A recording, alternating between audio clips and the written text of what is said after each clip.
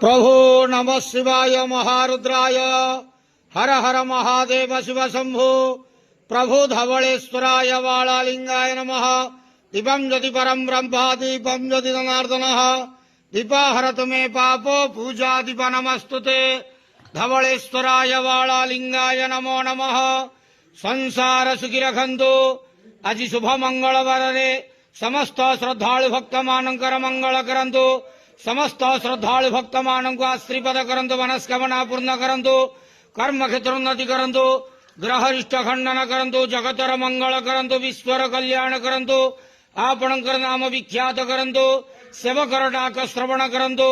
समस्त द्वावसा भक्त मानकर मनस्कामना पूर्ण करंतु। जो जो भक्त माने आपण पाखरे मानसिक रखिछंती तांक मानसिक पूर्ण करंतु। प्रभु धवलेश्वराय वालालिंगाय नमः। संसार सुखी रखंतु आनंदे के वार हरि बोलो। समस्त श्रद्धालु भक्त मानकर मंगल करंतु आनंदे के वार हरि बोलो। धवलेश्वराय वालालिंगाय नमो नमः।